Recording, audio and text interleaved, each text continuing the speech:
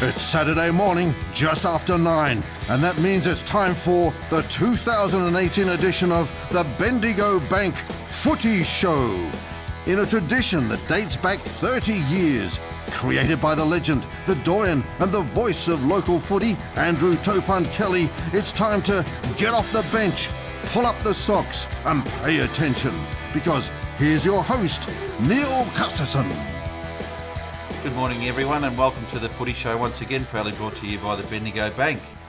On this morning's show, our special guest will be Drew Petrie, who's the marquee player this week for Pearsdale as they take on Devon Meadows for the Lanark Cup. And Glenn Mickey, the Devon Meadows Footy Club coach, he'll also be joining us on the couch later on in the program. And Trish McLaughlin from the Hastings Netball Club will be joining Talia Hart School for our netball segment.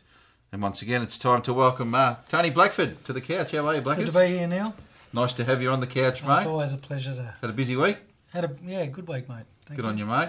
What about you, Milesy? Kevin Miles, welcome back to the couch. Morning, Neil. Yes, busy week. A lot of bricks laid this week. It's been sensational winter weather. Well, the more bricks you lay, Kev, the more money you make. Exactly right, Tony. I think Kev's on about $6 a brick at the moment. Yeah, so $6.50. $6.50 a brick. $6.50. That's cheap, isn't it? That is. Star. And what about you, Simon McAvoy? Good morning. Neil. Morning, Neil and the boys. Yeah, it's good to be here again. Looking forward to a big day of footy. Drew Petrie down at Pearsdale. It's going to be great. Well, that's the big story, isn't it? It is a big story. So far, without anything unfolding. Well, he's going to join us, as we said, on the program, so it'll be interesting to see what he's got to say. So looking forward to that interview. Because he took junior training last night, didn't he? He did indeed. Yeah, he's a great man. Really embraced it. Was he there Thursday night as well? I think he was on the flight over, mate. Okay. So landed and, as you took said... training on Friday for the juniors. He landed Turden. Actually, I think he did. He's come from King Island with all the craze, has he? Yeah, yes. Well, we always like a bloke who's come with gifts, bearing gifts, mate. Yeah, well, why don't we start today? I reckon who's the most nervous footballer this morning? I reckon it might be Devon Meadows defender Paddy Harms, who's going to have the job of playing on... Big job, has he? Big Drew, yeah, he's got the job. Look, Glenn Mickey, the Devon Meadows coach, says he's the perfect matchup. He's similar size. He's done a really good job on the bigger players all year, and he's really keen to have a crack at Drew first up. So good luck to Paddy Harms. Yeah, well, it's going to be a decent challenge. He's 6'6". Well, hopefully Pearsdale get the reward that Barry Hall got for them. Well, he's the wasn't Pearsdale, mate. Wasn't he fantastic for them last year? Was it last year or the year? Yeah, no, last year.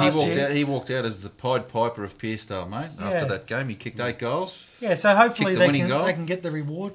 I mean, it's going to be a little bit windy today, and hopefully there's not too much rain around. And he's looking forward to the game too. I actually spoke to him during the week just to try and set him up for today's interview, and he's really keen. He played a game a couple of weeks ago back in Ballarat, where he's from. Yes. And he pulled up well, and he kicked... is he working in for West Coast? He is. Yes. He's working for the club, but he kicked the last 2 goals of the game to get his team over the line. Is it Redan? Oh, the Redan. Yeah. So he's in good form. So, yeah, you're right. Paddy Harms might have his a challenge on his hand this afternoon. It should be a good matchup. But just an update. I suppose the big story last week was the really bad injury to Frankston YCW Luke Painter. He, of course, suffered that shocking injury that put an end to the game against Seaford in the second quarter. The game was abandoned.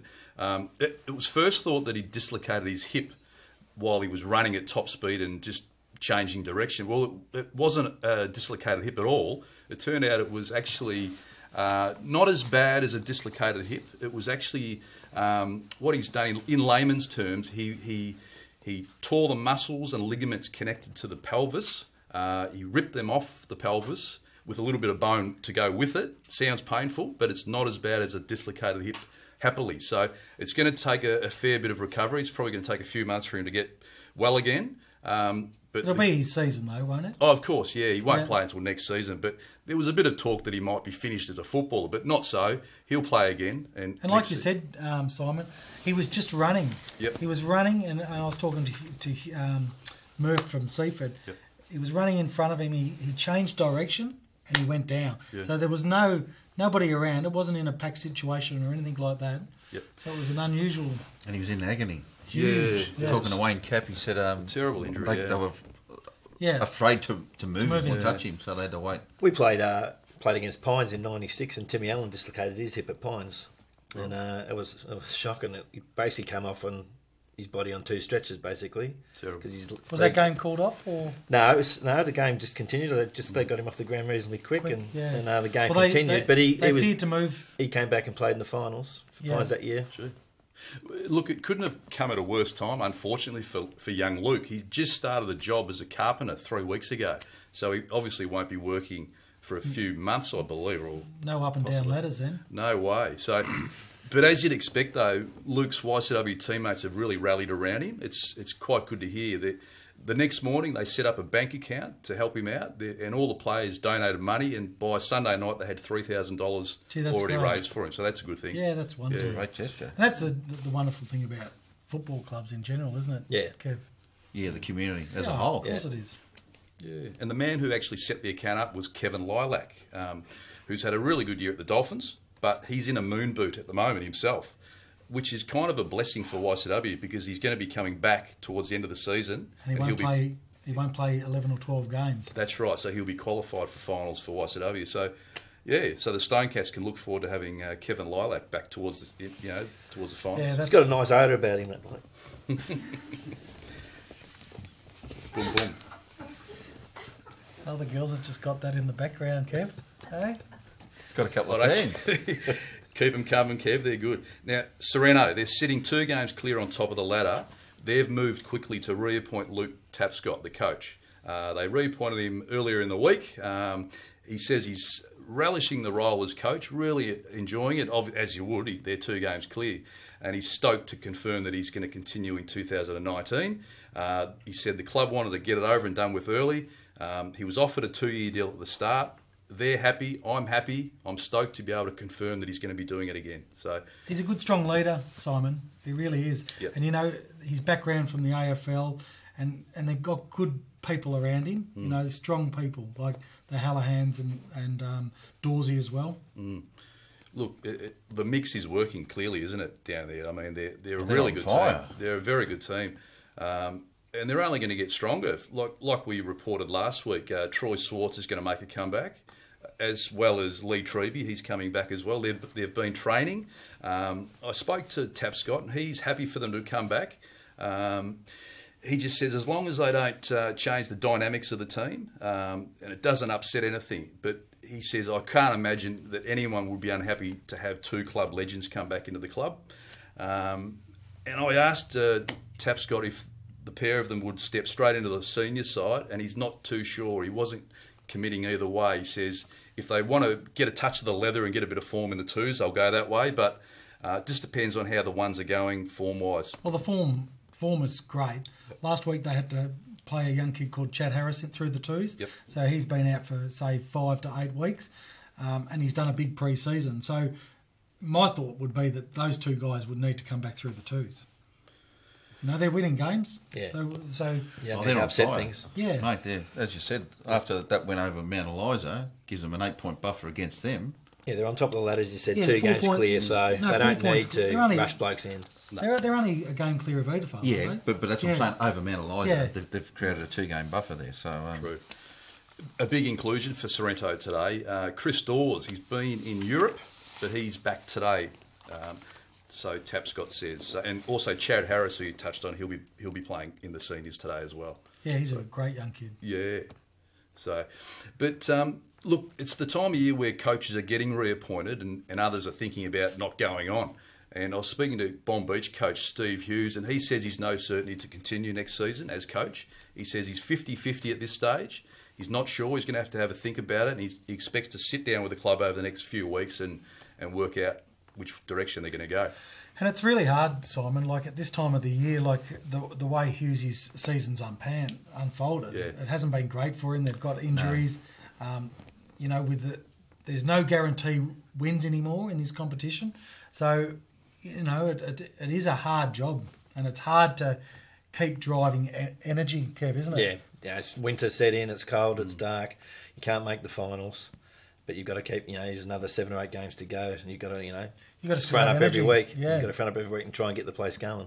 Yeah, well, plan and prepare for the future. So he's a very good coach, Steve Hughes, and a good man. So yeah, and he's surprising though. He prepares really well. But Neil, last year's grand finals. It's surprising how they have fallen down. Yeah, but the energy, it saps it out of you. It really does. And what Hughesy would be going through at the moment, it really does drain you because you absorb so much into putting everything on for match day. And when you're not getting the results, you go away drained. And become a bit lonely. Speaking from a man who knows. Well, I know, I've been there. That's what I'm saying, from a man who knows. It's a tough environment. Who'd be a coach? What about today? Will one of MPNFL's great streaks continue today? That's the big question. Speak of Bomb Beach captain Jackson Casey has played 180 consecutive games since making his debut, but an ankle injury last week has him in doubt to play against YCW. But he's very resilient. He's going to try and get up, so it's going to be interesting to see whether he runs out today. He would have been down the salt water all week. That's an incredible record. It's a wonderful record. Yeah. I was speaking to Steve Hughes, and he says he's the toughest player he's coached, without doubt. So he's very resilient. Yeah. What about... and there's going to be a lot of Frankston Dolphins and Stingrays players come back and play with their local side today, because the Dolphins have got a bye, Stingrays have got a bye, so it makes these really good players available. So it's going to be interesting. They're going to be all over the place. Yeah, so there's two ways to look at it. They go back, but some of these guys need a rest as well. True. And the ones that have been playing really good football would more than likely opt to have a rest. That's the way I would say it. Yeah. I think Frankston Bombers were hoping to get Jake Batchelor, the former Richmond player, but he's not going to be playing. Harnett, is he back? He's a chance. I think he's a chance. He'd be a chance because he's been injured. Yep. So I think he would be a chance. And then you go through all the clubs, there'd be a wealth of talent there. I think Rosebud are going to get a few. Maybe Campbell Huswaite, who's having a really good season. He's the Dandenong Stingrays captain. He's having a terrific season. He'd probably play for Rosebud today. Who do they play today? Sorrento. And the Cummins twins could play as well, especially Matt. He's probably more likely than Steve, I believe. And Mount Eliza have got a heap available. All the Stingrays boys. They've got a wealth of it, haven't they? Yeah, so that's going to be... What's happening with the little Alice Springs fella from Mount Eliza sign? Haven't heard an update. I think they're still hoping to get him back. So there's plenty of time left in the season. So we'll see what happens there. I'm not sure. But what about... This is an interesting one. Stingrays ruckman Bailey Schmidt. He's probably going to play at Seaford today, his home club. But the funny thing is, he's suspended. He got 2 weeks suspension playing for the Stingrays last week. But it turns out, under the rules, he's allowed to play local footy because it's a TAC Cup suspension. It starts when he next plays his next TAC Cup game. Right. So that's very interesting. Yeah. Very unusual. And he's in good form. He kicked 4 goals and had 35 hitouts last week. So, very interesting one. Brett Dawes going to play today for EDS. That's good. As well as Lockie Batten. So there's a couple of big inclusions there. Rise, Tom Baker, unfortunately, had a knee reconstruction last week. Terrible news for him. He's a former Casey Scorpions player, really good player. So we wish him well. So what that'll else? take him well into next year too, Simon, won't it? It's a shame, isn't it? Terrible. Yeah, I'm with you. I reckon that's at the end of this year and then next year season as well. Yeah, because at AFL level, because you've got regular treatment and updated surgery and all the treatment, science, all that, just got the best of everything. It's 12 months, whereas I think that at local football it's a little bit longer than that, and more likely an 18-month injury. Well, Aaron Edwards sort of proved that wrong, didn't he? He came back fairly early. The rubber I man, think he's he would have straight back in and dominating. In-house treatment at some of his old clubs. Yeah, he would have got looked after at Tigerland or North Melbourne. Yeah. True, yeah. Don't be surprised if Coringal inject another quality player into their forward line. Former Rowville captain Rob McEwen has played the past 2 games in the reserves, and he slotted 5 goals last week. Senior coach Brett Dunn said he looks very exciting, so he's ready to go, I think. So Matt Stanley, yep, he would be the reason why that he's come? Yes, so Matt Stanley and Rob McEwen played in a Rowville Premiership in 2012 as captain and vice-captain. So they're good mates, and they're hoping to play in another flag. Yeah. Red Hill, they're in season-best form ahead of their clash with Chelsea today. Speaking to Jamie Mollo, the coach, he was absolutely thrilled with the way they played last week. He reckons their ball movement from defence to attack was exceptional. What do you reckon, Kev? It certainly was exceptional. He was talking off air exactly how good very, they were. Very impressive. They beat Hastings by 10 goals. It's a fair effort. Well, I was inside working, so I really wasn't looking at the scoreboard. But No, that's fair enough, Kev. You can't. No, you were very impressed. He said off air before mate. you were here. He said, Yeah. mate, they are the real deal. But Chris Irving and John O'Ross kicked 6 goals apiece. And a young player made his debut, Aidan Marquezani, and he performed really well from all reports. He played alongside his brother Luke Marquezani, who captained the under-19s to a premiership last season. Yeah. So things are looking good for Red Hill. Oh, they've got a good list, Simon. I think, and they use the ball really well. Yep. And I think today that they'll beat Chelsea. I think their outside run will be too quick for Chelsea. Well, we spoke earlier in the year about, or not only a couple of weeks ago, that Red Hill's losses have all been by under a goal, and they had the draw with Langwarrin, so a little bit of luck, they could be undefeated. So they're very, very good side. And the news only gets better for Red Hill today. Josh Mould, he should be back. He dislocated his shoulder a couple of weeks ago, but obviously it wasn't too bad. He'll play today. And young defender Noah Turner, he'll be back into the side. And Red Hill might also get Michael Mock back from Frankston Dolphins today. Yeah, he's been playing really well. Really good footy. He was Franks' best player 2 weeks ago against Box Hill Hawks. And the 3 weeks before that, he was named in their best. So his form's been outstanding.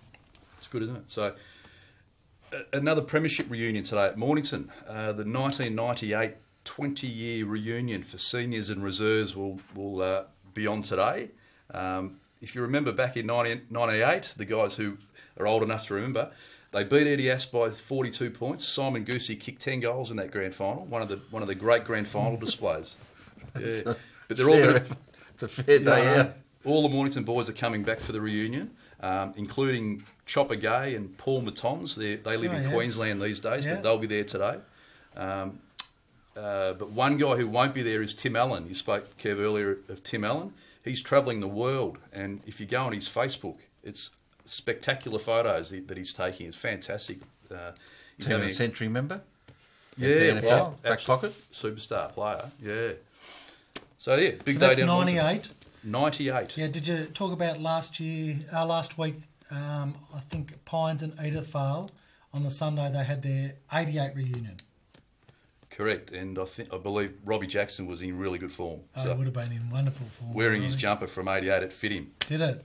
Yeah, well, have a look at him. Not too many can say that. No. So that was 30 years, and both sides, from Pines and from Edithvale, they caught up with each other. And I think they had a 20-year and then they've had a 30-year, which is wonderful. It's good, isn't it? Just on Mornington, for those old enough who can remember, it was a really good era, wasn't it? 96, 98, 2001, 2004. 4 premierships in 9 years, and there was 5 people that played in all 4 flags.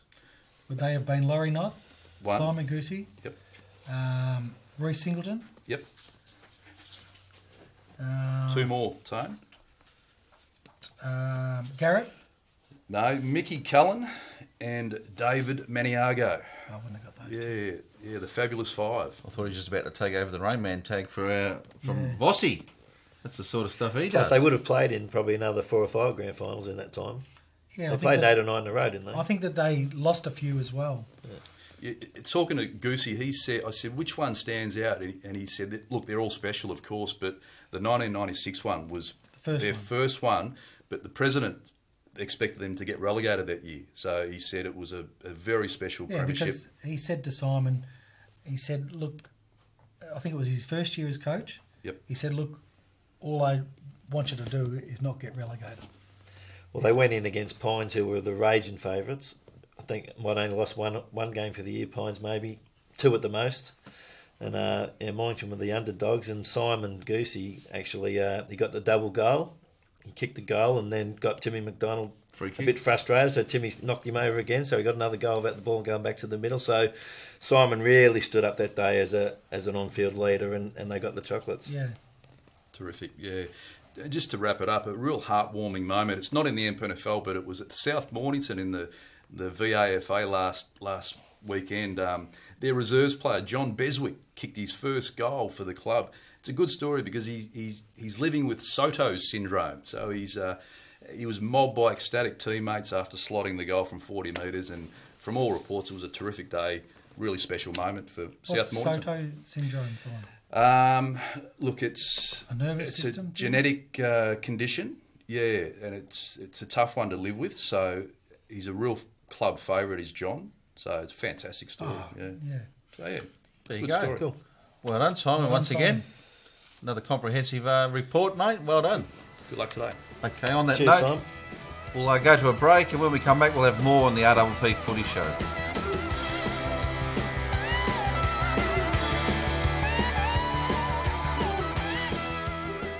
Here at Bendigo Community Bank branches, We support local footy. local teams, and all our community champions. Bendigo Bank and RPP FM, bringing local footy to the community.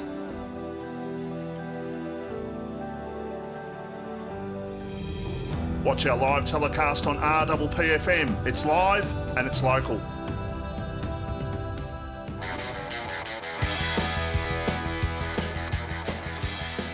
Welcome back to the RPP Footy Show. We also stream live on YouTube as well as Facebook. And it's now time to welcome Talia Hartskill, our netball resident, to talk about the netball report for the week, and also to welcome Trish McLaughlin from the Hastings Netball Club.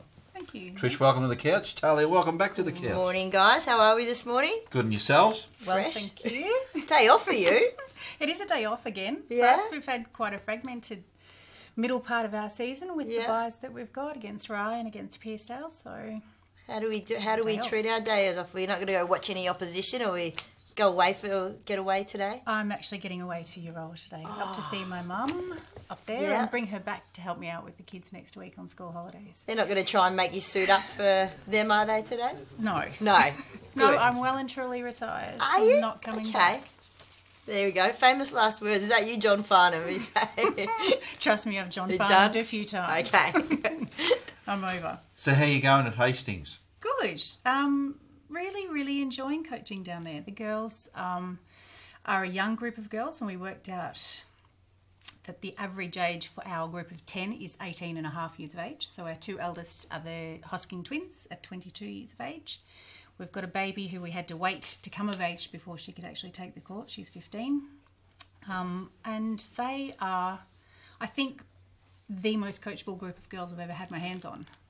Pardon the conversation, it doesn't sound right, but they are really, You happy really, with the group? really Yeah. happy with them. Totally responsive, eager to learn, and ready to apply what you teach them and see how they go and ask questions if they need to after that. So, you know, I've seen them, and the learning curve, I think, has been the most significant in my time as a coach. So exciting to see where these girls can go, and if we can keep them together for beyond this year, for a few years, I think success would come thick and fast for them. So, yeah, exciting and enjoying it. It's good. It's a great club. How do you see the dynamics with the changes this year in the netball fraternity, just with the three clubs going up and down, and obviously representing Hastings in Division 2? Yes. It's a strong competition, as Talia's alluded us to. Yep. I think Division 2 netball's stronger than Division 1. Would I be right We- in saying that? Yeah, absolutely. We spoke about this when I was first on a couple of weeks ago, and we were told coming into the season that it might have been the other way around. But yeah, it's very even in the other competition, and it is a lot. I guess the Div 2, it's all those players and those teams like your Tyabs, your Crib Points. And obviously now Coringal and Langwarrin are in there. It's very strong. And I must say, I said as well that the other week I've gone, Hastings never even had I can't remember the last time if they had an A grade. They didn't, yeah. Would have been for a good couple of years, yeah. if so. Yeah. And you guys sitting just outside the 4 with that force of those teams up there. Yeah, You've done well, We're a Trish. chance to, I think we're still a very slim chance of making the 4. Yeah. So I've had a look at the fixture. Coringal, we play Coringal, and unfortunately for them, it's on a weekend when we have our Peninsula Waves home game, which means that their team is eligible to play that game. So it makes it difficult for them competitively against us, which would give us a win. Yeah. But then they're likely to lose 2 more games. I think we'll finish 4 points behind them unless we can beat one of either Langwarrin or Crib Point. One of the other teams. Tyab, sorry. I did see you did as a smashing really in this league of how tight it can be. He's got Kringle by 26 goals earlier in the year. And we... anyone might think I'm actually fixing our fixture at VNL, because when we played them the first time, they didn't have their VNL players then either. So they wouldn't think that, surely. I don't have control over the VNL fixture, but anyone looking from the outside might think I do. And I did have a look at a few past results. I guess the one that you're probably a little bit disappointed that got away was the 5-goal loss to Devon Meadows. Yeah. We don't talk about it? Look, They were intimidating. They always are. They're a very, very physical team. And was it at Devon, that game? It was at Devon. Yeah, it's a hard gig going to Devon and beating Devon at Devon. Doesn't matter where they are on the ladder. And I think, they exploited maybe the maturity of the girls that I had that day. So we turned up and they had boxing gloves on. And physical team, Devon. No, they actually had boxing gloves on. Oh, yeah. They literally had boxing gloves on. Their warm-up. Put them up. Yeah, their warm-up was boxing. Literally, yeah. Put them up. Boxing gloves on. So my girls have walked through that and went, what's this? Oh my gosh. And it unsettled them. Yeah. And, I hope they've learned from that, not to be intimidated, not to give anyone too much attention. I think I remember rocking up to Devon one day and they actually had the tackle bags out for warm-up. They had them out as well. So part of the psyche. That is, I reckon, it's maybe not like the Adelaide stance or anything, but probably very similar. Power stance will get the tackle bags out. So, obviously, they know what they're doing. They are a couple of mature heads down there. We might have to add a word to the coach, surely. He's coming in, He is the Devon Meadows coach. Yeah, maybe the blokes need to warm up with the chicks. Maybe. Big Ladies' Day planned for next Saturday? We do. Down there at Hastings? Starts at 2 o'clock. Is 1K Miles behind the bar? Kevin Miles? RPP's Kevin Miles? I have no clue. Legend of Hastings? He's going to be behind the bar. Well, he was telling us before you got on air that he's the barman. So, oh, no. Mum will be happy. On your Kev. I'm bringing Mum back for Ladies' Day, so... Yeah, we're looking forward to So all roads lead there. What do you got planned for the day? Is it just a matter of getting together for some bonding, bombshell style like Talia and her crew? Or they have a bit of dancing and a few games and prizes and giveaways. And I know, if it's anything like Frankston's Ladies' Day... A little bit of sauce? They set the benchmark, these ladies. They know how to do a Ladies' Day. Yes, Trish did come to a Bombers Ladies' Day and had a closer look in. That was probably one of our more tamer ones as well. So. I was pretty happy. I walked away with a bottle of red wine. So you did well. Oh, you're a star, Talia, I tell you. Now, you're also connected with the Waves program and you're heavily involved. You're actually Mornington Peninsula royalty when it comes to netball, Trish. Thank you. So they tell me. I am very privileged. The sources? Very privileged to have the job that I have at Peninsula Waves. So I'm the club administrator there and in charge of the VNL program, which is state level competition. We're one of 10 licence holders and compete at the State Netball Hockey Centre for the most part. We have the odd home and away game. But for the most part, we compete up at the State Netball Centre, and it is the underpinning competition to the Suncorp Super Netball League. So we've got the region's best players playing out there. And as we were talking off air about throughout the competition between Division 1, Division 2, a number of girls who obviously represent the Waves and then come back, like Adrian Harris has been in stellar form, just to name one. She's an incredible Dion player. Douglas, Yeah, Dion, they're both incredibly fit. The two of those have really taken their netball to another level. And then there is a really strong representation of Waves players in Mornington Peninsula Football Netball Leagues. Yeah. So it's, netball is definitely strong and we're rich with talent down here, so it's great to see these girls, connecting with grassroots through the football netball programs. Yeah, no, I just was going through a few names. Maddie Capsalis, is it? Is that Maddie another one? Capsalis, she's from Kooringal? Yes, Kooringal have got... they've got a strong program going there with the development. You've got Claudia Whitford, obviously daughter of, and is it Millie Hagan? Millie Haugen. Haugen? Get it right in there. Yes. It's doing well. It's 2 from 2, I'd almost say. I think you've done We're trying to work out these mouthfuls out. That's always your job, trying to do the pronunciation. It's no Sleffendorfus this week, so okay. The Sleffendorfus is a hard Now, dare I say it, that is a mouthful. But Kooringal have got a strong VNL presence out on court, and I think they're starting to deliver strong results. They'll be hard to beat come finals time if they get a place in finals, and we'll be fighting them tooth and nail to take that 4th place. So, I think the good thing in that is that all of the other clubs and all of the other teams get to benchmark themselves against a full crop of VNL players. And you know, I'm excited when my girls take the court against something like that, because I go, here's your chance. Show me what you can do. Best. You know, there's your benchmark. If you want to play VNL, that's what it's going to taste like. So I think it's a good thing. It's a fantastic thing. And, well, Talia Hartskill's been doing the research on that 27-page document. So I'm only 2 pages in. No. About the elite pathway program. But how exciting is that? I know. Like for the Mornington Peninsula region. I know, it's so exciting. We were really fortunate and thankful to Chris Cruther and his commitment to us at Frankston District Netball Association to invest money in a high-performance pathway program that will be delivered to our grassroots netballers, coaches, administrators and umpires through our Peninsula Waves brand. Is so exciting for our region. You know, we've recognised that there's, you know, maybe a lack of coaching or clear pathway direction for grassroots, and what we want to establish with this program is equip the coaches to you know, coach young junior netballers to give them the best opportunity to be the best they can be. And you know, that'll be delivered through football, netball leagues, associations, schools, through umpires and through, you know, clubs at first hand, which is, I just think the opportunity for the region to be a real powerhouse is on our doorstep, and it's happening. We got to beat the down at Geelong and all that. We got to get them. We want to be the best. We want to be better than Geelong. We want to be better than the Alburys and the GVFL and the Murray football leagues and those. You know, we want to stand up. And did we miss out on playing interleague this year? Did we not have, when the boys played, there was no netball, was there? Why don't they have that? Was this the first year, or am I? We'll refer that to the AFL Southeast, who we're hoping to get on the show in the next couple of weeks. Okay. That'll be on the agenda. Yeah. One note I did find going through those 27 pages was a sentence: to build a foundation to high performance. I thought that really made great sense. Yeah. And I know you and President Bruce Wills have been working hard and diligently at putting it together. We have. So I think that's a great nucleus and a foundation to build on. Sorry. Thank you.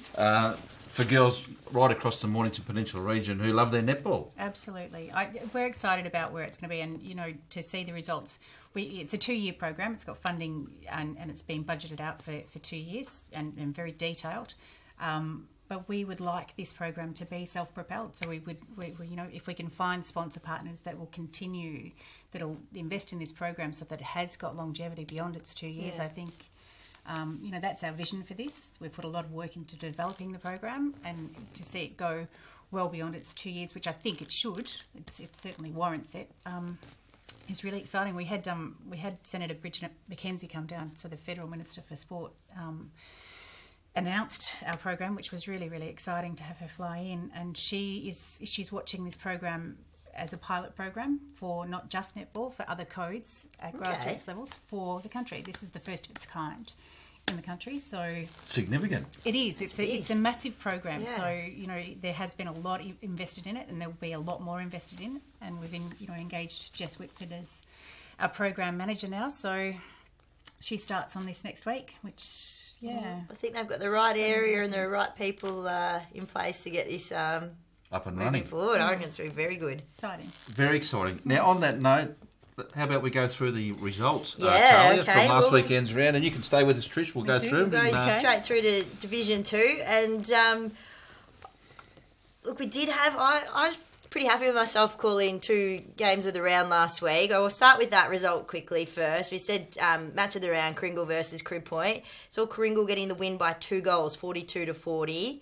So that is massive. Fourth versus second? Yeah, from that. We thought it was going to be tight, so they did not disappoint. That would have been a good one to go watch, actually. Kringle had another star VNL player come in for that game, Maddie Morrison, who's leading, or she's very close to leading the league best and fairest at VNL. Oh, really? For championship. More than handy player to just bring in for the inclusions. For a game of netball. She was probably the 2-goal difference. Well, she scored 33 of their full score, so she was their key goal scorer. Imagine if they didn't have her, it might have been a different result.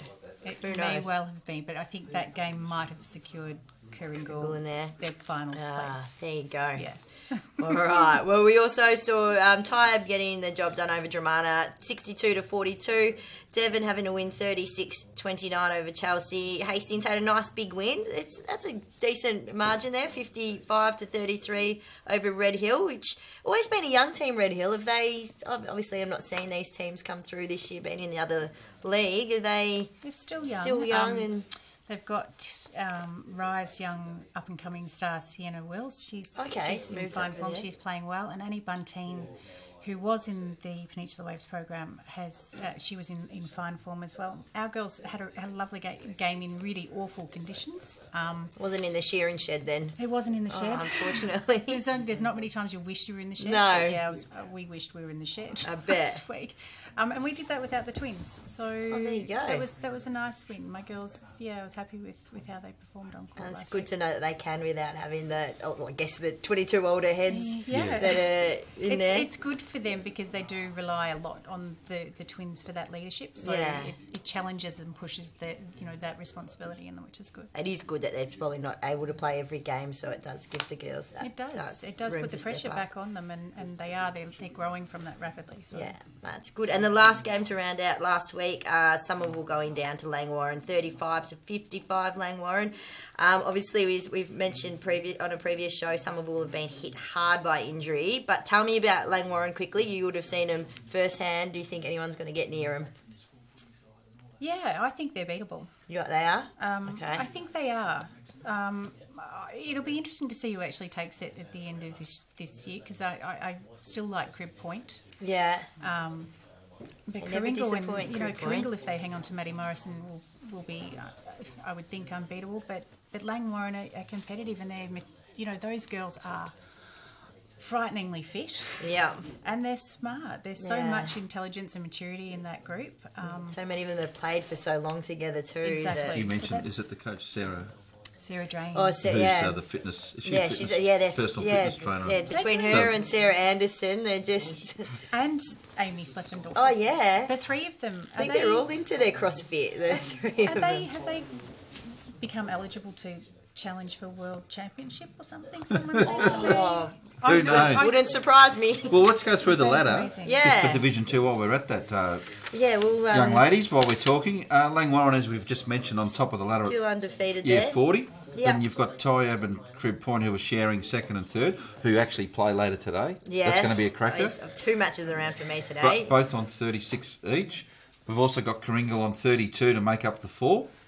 And then outside the 4, we've got, obviously, Hastings. Yep. Still coming with a vengeance, only a game out, then followed by Dramana 24, Devon Meadows 20, and then we've got Red Hill and Somerville both on 16, Chelsea on 8, and then Pearstow with the 4 coming off the bye. Mm-hmm. Yeah, so I'll tell you, I said it the other week, I just go, seeing Hastings are even sitting just outside on that ladder, I think that's amazing from what the last few years are, so I said they've got the right people down there now. We're going into the second half. Yeah. And would you want it any other way that there's 6 teams vying for the 4th, spots, and first to 4th, there's a game. You've got 2 games difference between first and 4th, so that's fantastic for the competition. Absolutely. The challenge for us will be to pip one of those teams above us in the games that we've got the opportunity to do that. And I know that we've got Tyab, we've got Langwarrin coming up. They're going to be tough asks, but you just don't know what these girls are capable of.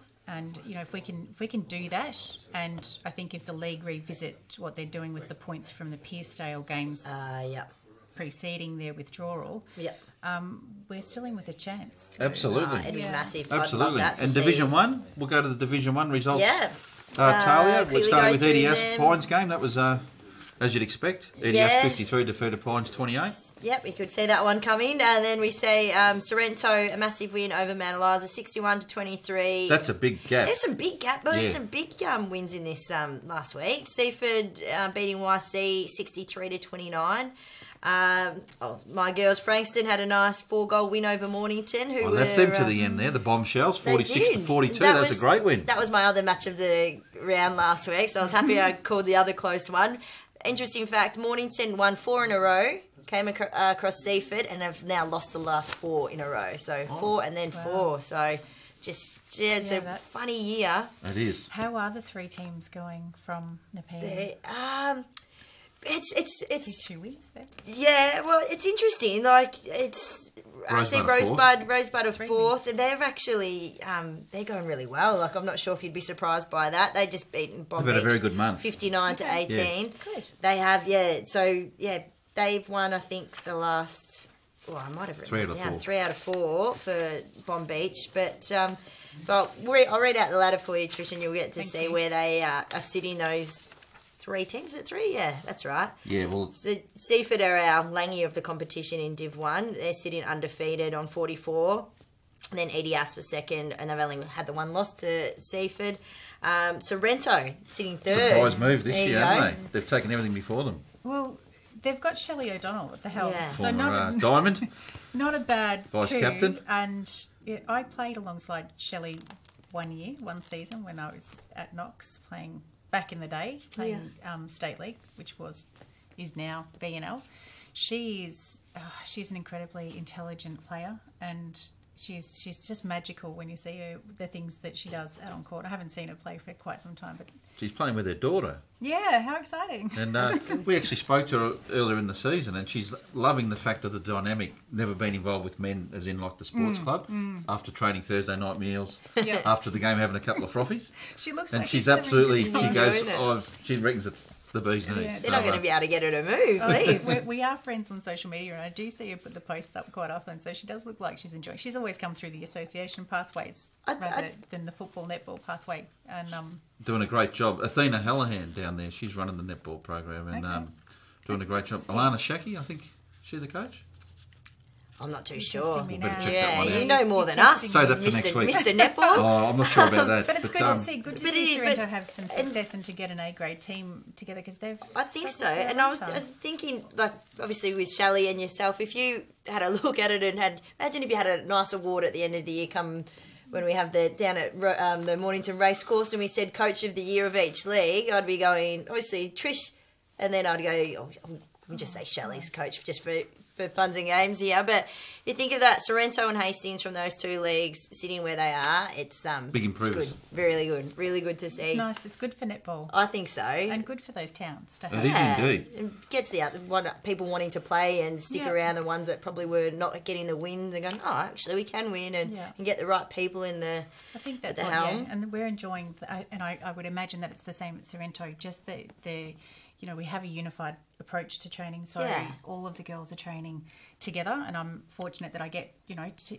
You got great facilities get down at those Hastings girls, too. yeah, rally those girls together to train together, and the coaches then learn from that, and it just strengthens and the clubs grow in strength from having that sort of approach. So I'm sure that's happening at Sorrento as well.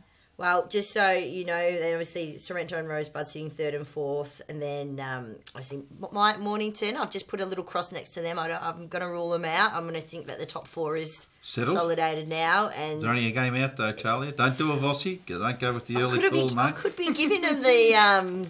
I could be doing it for them on purpose. I could be helping them out. Who knows? Then there's a 2-game gap, as you said, with YC in and 6th then the spot. rest, I've put a line through. Followed by the Bombshells. Yeah, we've got 3 another wins? win last week, so 3 that's wins? 3 wins for the girls. So they were very happy, and we're off to Seaford today too. So it'll be an interesting. So in your experience then, because you've tasted both leagues, where do you think the strength lies between the 2 divisions? I'm going to say Div 2 still, and I'd like to see, like we've talked about it a couple of years ago. Say, imagine you get the top, whoever finishes top in each league to play off each other at who gets the. I mean, it'd be good to do it with the boys too, but to really see who is the best and that top team. If that was that Langy versus Seaford, I wouldn't be able to pick it because I have no idea the strength.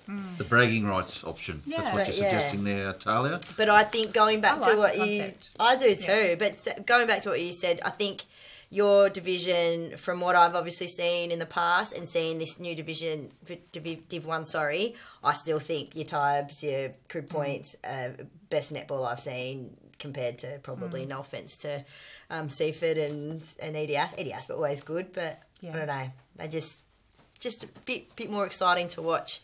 But may as well quickly go through today's games as well, Neil, just so we know what's happening. I've given... We've got, okay, Division 1, Bomb Beach YC. Yeah. Mornington, Edie Asp. And then we've got Pines versus Mount Eliza. And then I've called match of the round today is Rosebud versus Sorrento. Yeah, 3 versus 4. Yeah. It's a massive game. It's going to be big. And then Seaford versus Frankston. Bombshells. Look out. I know. Who's going to win the Rosebud Sorrento game? Well, it's a great question. I wish you didn't ask because I actually can't pick. No, I'd say I'm gonna go Sorrento. I think I've got a great with Shelley playing, and there's another lady down there who you might have mentioned just earlier. I've already forgotten her name. Alana Shaki. Maybe her. It's youth and the older heads. I don't say without hurting, saying anything about being too ageist there, but it's a great mix they've got at Sorrento with the young girls and then the older girls on court together working really well. So I think, Sorrento for mine. Well, Athena Hallahan is the mother of James and Mitch, the 2-star Sorrento footballers, but that's another story for another day. Division 2 games quickly as we just need to wind up. Yeah, I've got two matches of the round. I'll start with the other games first. Dramana versus Somerville, Pearcedale versus Devon, Red Hill versus Chelsea, and then I couldn't pick between Crib Point versus Tyab and Langwarrin versus Kringle. It's a top 4. 1-4. We've got Langwarrin first taking on Kringle fourth, and then we've got 2 versus 3 in Crib Point and Tyab. So you're about to throw a blanket on both those results. There's a couple of losses in. There will be, but I'm going to say Crib Point and I'm going to say Kringle. Okay.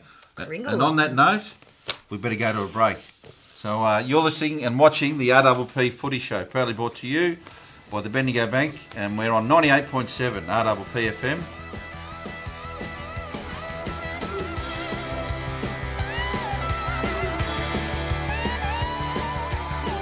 Ever thought of yourself as a powerful member of your local community? As a customer of a Bendigo Community Bank branch, that's exactly who you are. For when you choose to bank with the Bendigo Bank, it triggers a cycle of great outcomes for your local community. Banking with a community bank means your community shares in the bank's income. Your community then decides which projects that income is spent on. So let's make great things happen. Drop into your nearest Bendigo Community Bank branch or visit bendigobank.com.au. Welcome back to the RPP Footy Show, once again proudly brought to you by the Bendigo Bank. Well, our next guest is former North Melbourne footballer Drew Petrie, who's joining Pearcedale later today as the marquee player against Devon Meadows, and we welcome him to the Footy Show for 2018. How are you, Drew Petrie? Good, Neil. Yeah, thanks for having me on the show. Good on you, mate. Well, we've got your opposition rivalry that you'll face up against this afternoon in Glen Mickey. Also, welcome to you, mate, from the Devon Meadows Footy Club. Yeah, thanks, Neil. And straight off the bat, mate, how are you? Good, thanks. Yeah, I'm excited ahead of this afternoon. A little anxious, a little nervous, I won't lie. I had a game back in my hometown of Ballarat a few weeks ago, and I was certainly nervous leading into that, and a bit nervous ahead of today. Drew, it's Michael Voss here. You've got a lot to live up to, considering the marquee player they used last year was Barry Hall, and he kicked, I think, eight goals straight from 8 kicks, I think, or 9 goals he kicked, and a lot to live up to this afternoon. Yes, thank you. I did say I was nervous in the beginning, and you just made me more nervous after knowing that. So thank you for that. Yeah, going into today, I'm just looking forward to the experience of playing for Pearcedale, and that was the same when I played for Ballarat a couple of weeks ago. Just looking forward to the experience, and also just wanting to contribute and win. That's the main 2 things of the day. Firstly, win, and then hopefully I've contributed in a small way. Drew, I understand you were with the juniors last night, mate. Important for you to really get through the club altogether and make sure you're not just out there playing the game, you're looking after the club itself. Yeah, I was hoping to get in a bit earlier last night, but didn't get in until a bit later. So today or this morning, just having a look at the under-19s and also being around when the Oz kickers are having a go. So yeah, it's one thing you hope to be able to give back in a small way is just get around and maybe encourage kids that I came from a similar pathway to what you're doing at the moment. But there's hope, and if you work hard, anything's possible. So it's refreshing to go back and be involved with kids and Auskick and under-19s, and just to, I guess, just show that there's and remind that there is a pathway if you apply yourself. Yeah, g'day, Drew. Glenn Mickey, the opposing coach today. How you going? Good. Yeah, going well, Glenn. How are you? No, real good considering you're playing. Obviously, I'll look at your age and we're around the same age. My body's spent, mate. How's yours going? Yeah, I'm not too far behind you, Glenn. I managed to get through my career pretty well without too many great injuries. I've been able to keep a level of fitness over the last couple of months. My job at West Coast is working with some of the younger players in the pre-season, but during the season at the moment, I don't do anything with the senior team, although I would like to take some credit. But point being that I was able to do some running and some training, and when you've got the gym and you're living in that sort of environment or working in that environment, you're able to still get involved and keep fit. So I'm of a reasonable fitness, but referring back to the Ballarat game a couple of weeks ago, I was very unfooty fit. So hopefully I don't blow up too early today. Well, you'll be happy to know that Pearsdale Ground's reasonably small, so might work in your favour. Oh, that's a good relief. Yeah, it's a good relief. So I was speaking to the great Trevor Ellery during the week, and he told me that the ground wasn't the biggest ground in the competition. I think he said it was the smallest one. So I'll take any help that comes my way here today. Drew, just explain to the listeners how long's this been in the making in terms of when you were first contacted to play for Pearsdale today. Like how long does a club have to set up a marquee player like yourself to play for their club this afternoon? Yeah, I'd say about 8 weeks ago, the initial conversation started, and when Trevor got in contact, I was really happy and couldn't wait to be involved in it. Playing at AFL level for a lot of years, it's great, but you miss out on that grassroots element of the football and that fun nature and the community involvement and environment that are local football clubs. And I remember growing up in Ballarat, playing juniors, doing the scoreboard in the afternoon, watching the seniors. So you miss out on that innocent nature of what footy's all about and what community is all about. So that was a big winner in agreeing to have a game. It's a fantastic career you've actually had, Drew, and congratulations on that first and foremost. Thank you. Yeah, there's some pretty big names at the North Melbourne Footy Club who you've overtaken for games played. You've actually played the second most games behind Boomer Harvey. So I actually went through the top 10 games played list during the week, and guys like Keith Gregg, David Dench, and the shin boner of the century, Glenn Archer, they don't come much bigger than that. So, that's a credit to you personally, mate. So congratulations. Yeah, thank you. It's the help of a lot of people that go into a long career. You can't do it on your own, and all the traits and disciplines you learn as a kid through your family and your parents and the junior club, all those things compounded, and the end result is I was able to play for as long as I did. So those names, it's a bit embarrassing. I remember when I did pass Glenn Archer, he did call and say, good on you for playing your 312th. I think he played 311.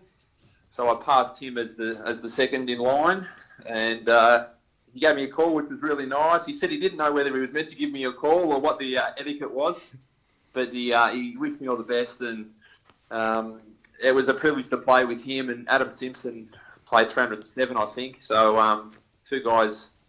I guess it was for games. It was a rich couple of years for North, in Brent Harvey, Simo, Archer, and myself, all playing in the same generation and all playing over 300 games.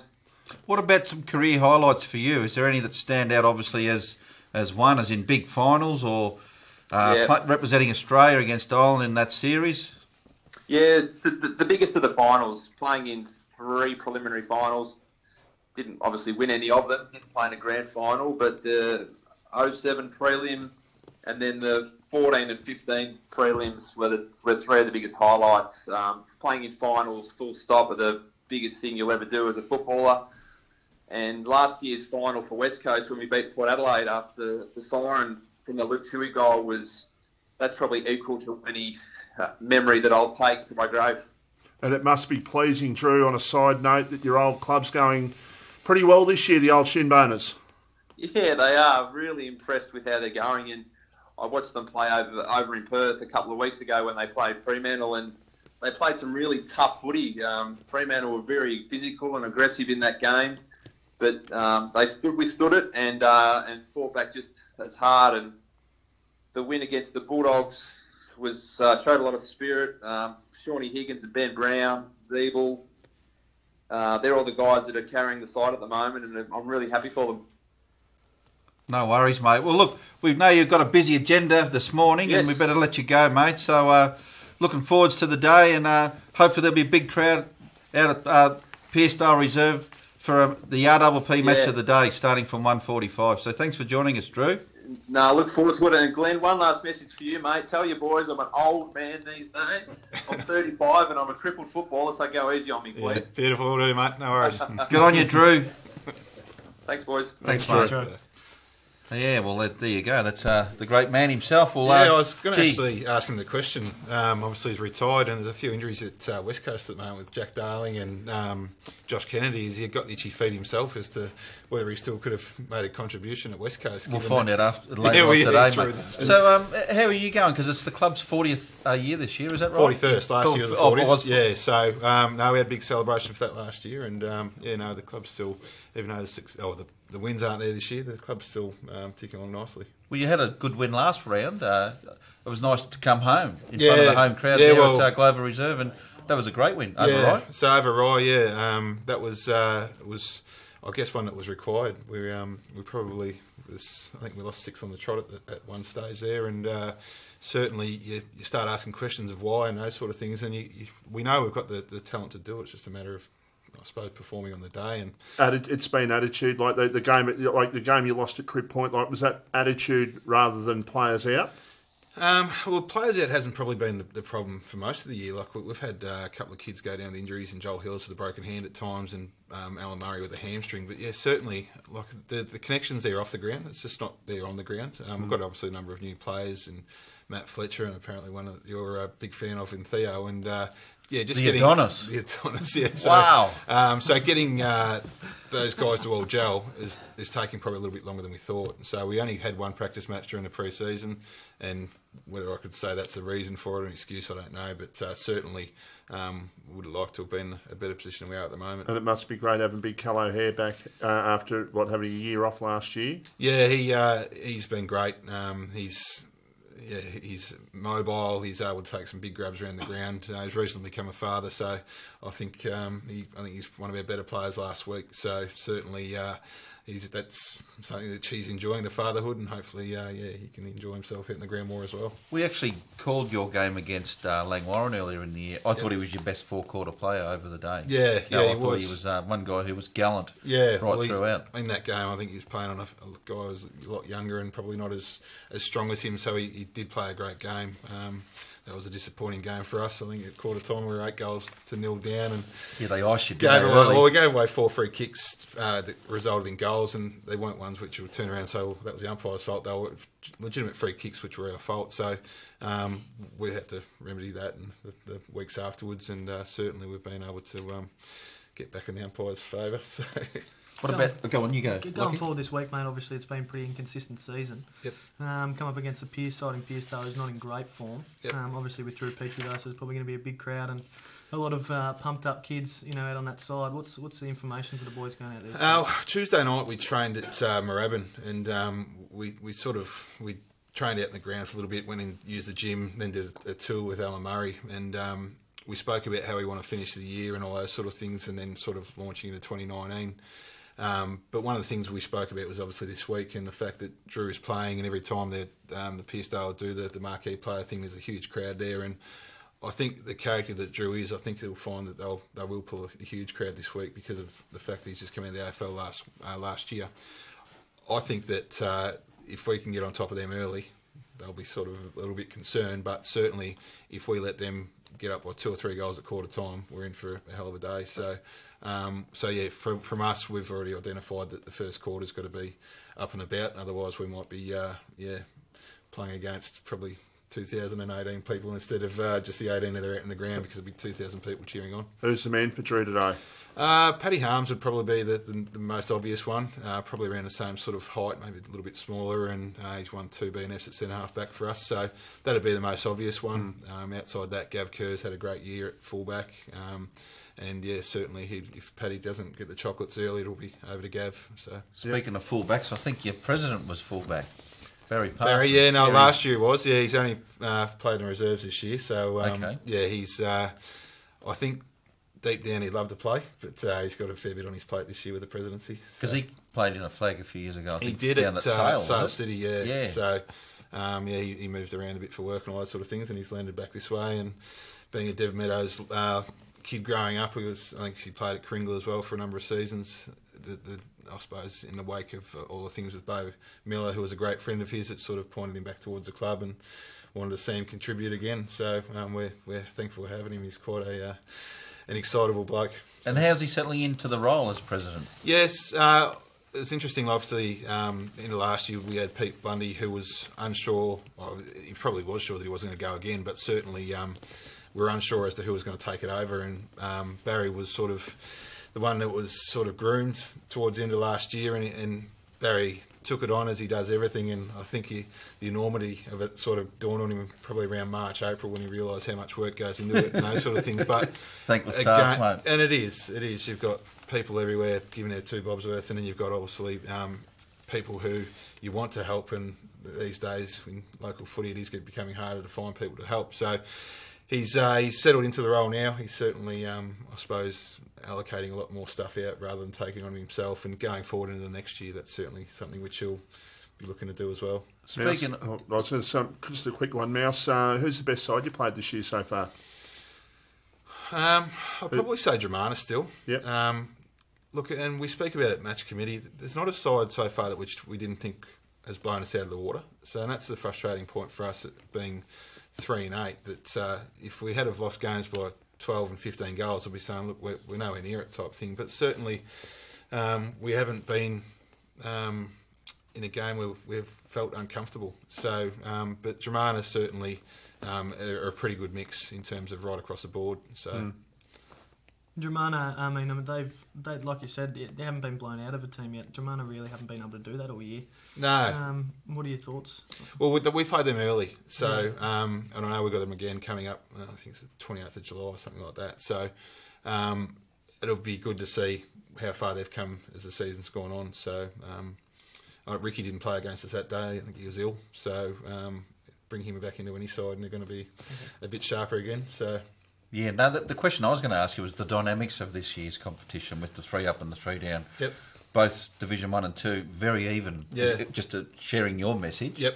Reiterating that message that it's game on, week in, week out. Yeah, it is. And I think that's been enjoyable for everyone. You look at, I suppose, the balance of wins across the bottom half of the ladder as well, and it's not like you've got someone that's won none and one that might have pinched half a game with a draw, and then third bottom's won 2 games. They've got everyone who's winning multiple games, which is good. And I know Crib Point have got Tyab today as well. So again, someone out of that game can. It's a winnable game for both of them. So yeah, like it's been great. Even so much as against Chelsea last week, as the first time I've come up against Chelsea since I left YC in 08. So it's a different feeling to.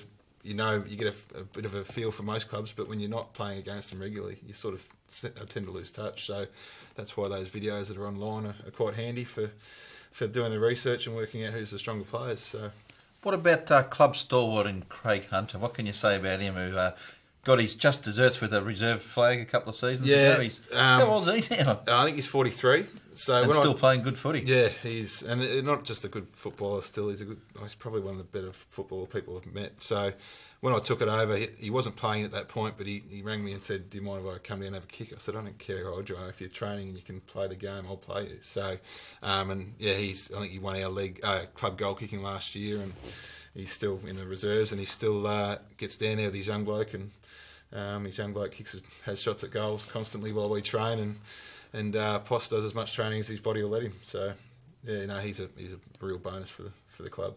Excellent. Well, thank you very much for making That's all right. time this morning, mate. We better let you go. That's all right. No, you've got to get up there to Tractor Park. Yep.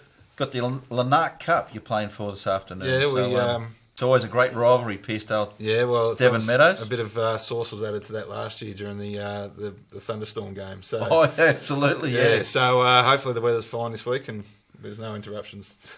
So Kingy and all the Devon Meadows faithful will be there, mate. Yeah, front and centre. You know what they're like. Him and Mooney, they obviously have their little a decent bet. Yeah, well, I wasn't going to say that, but they certainly they're keen for both their sides to do well. So it's certainly a game where we all get in the rooms afterwards and talk about it and enjoy each other's company. So well, good luck today, Thank you. Thank you for joining us this morning. No worries at all. Good luck on you. Cheers.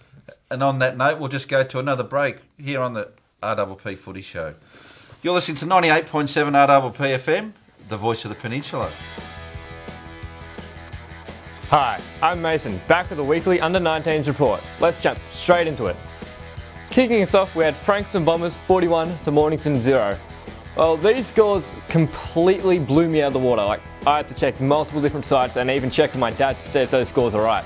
But it turns out one of the players for Mornington actually had a serious injury take place during the game, so the game had to be called off. I tried to look into some of the details about this injury, but couldn't find much anywhere, so just to the player, let's hope he has a speedy recovery and comes back out on the track for the end of the year. Next up, we had Bomb Beach 111 versus Rosebud 33.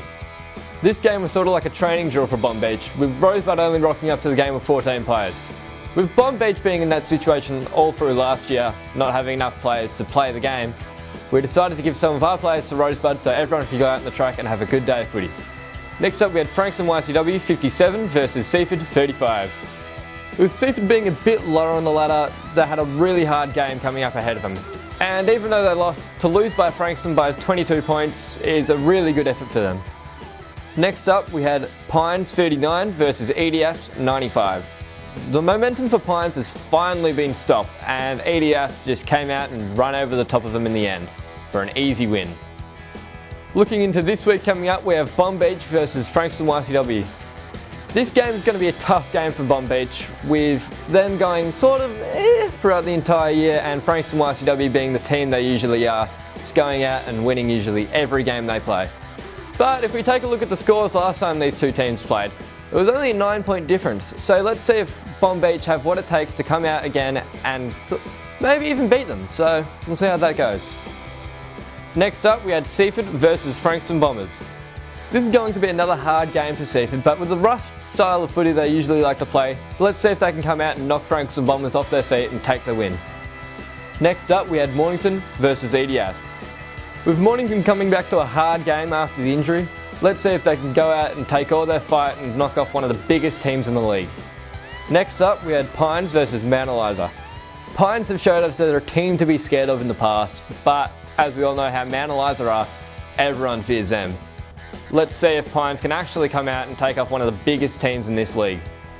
That's it from me on the weekly Under-19s report. Be sure to get out there 10 AM Saturday morning to support your team's next generation.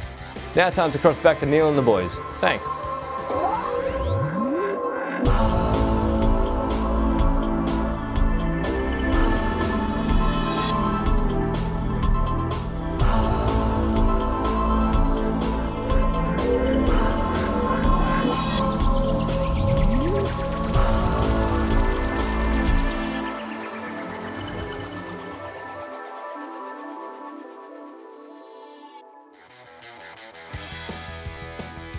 And welcome back to the RPP FM Footy Show, where we've just had Drew Petrie and Glenn Mickey.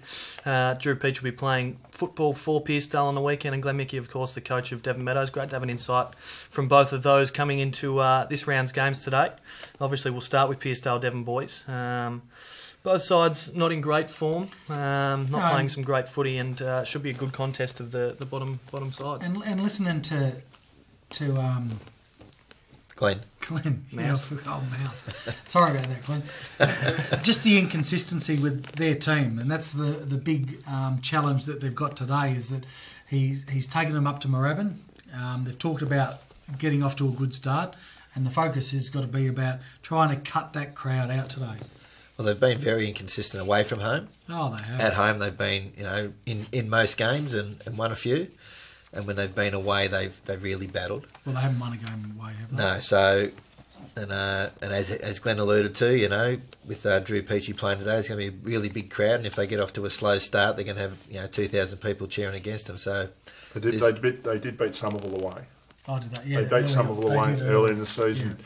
But Pearsdale's form, Miles, he hasn't exactly been consistent either. Like they've had a great win against St Warren, probably a month or so ago now, but then they've been blown away in a couple of other games as well. So their form hasn't exactly been on the consistent scale either. So it's going to be a ripper today. How's the long term forecast looking today, Blake? Oh, it's going to be windy.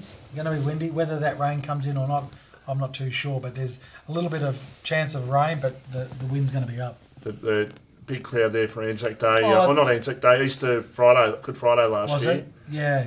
Well, it's certainly going to be a big crowd. Yeah. And I think that the people who support both sides will definitely get down and make an effort to get down there because of Drew Peachey. I think Pearsdale at home are always hard to beat.